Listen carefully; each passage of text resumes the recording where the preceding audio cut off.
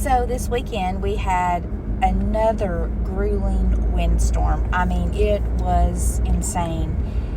And as my son, daughter, and granddaughter was preparing to leave, they came right back quickly because this huge tree had uprooted and went across the road. So my husband gets the tractor and he goes down there, and my son, they get the two chainsaws that we have. And I remember his words saying he was so surprised that the tree had fallen because it was still alive. It was still a living tree. It was full of sap, but roots and all came out of the ground.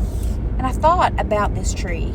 First of all, I thought about how that people think sometimes when Christians fall. I never thought they would have fallen.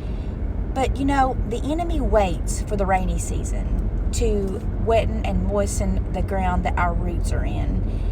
The enemy waits for the drought seasons when things become dry and brittle.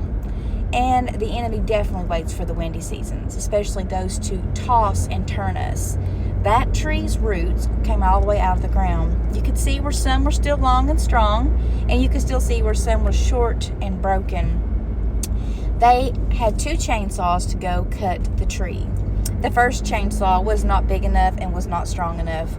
And the second chainsaw hadn't been started in about 6 years, and there was not enough fuel to power the chainsaw to cut through that.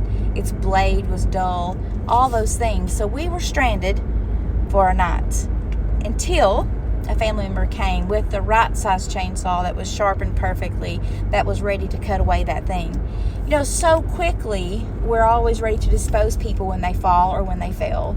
And I thought about that tree, and as I drove by it today, how sturdy it still looked, full of sap and all those things. And I thought, we could just let that tree lay in the road. But that tree that had fallen could become a stumbling block for us. It could keep other people blocked in. There's so many things when you think about the spiritual analogy of that fallen tree that was blocking the road, blocking our way out or our way through. And I want you to know, if you know or have recently seen someone fall, or maybe you have fallen yourself, we were able to repurpose that tree to turn that tree into firewood for the next cold season.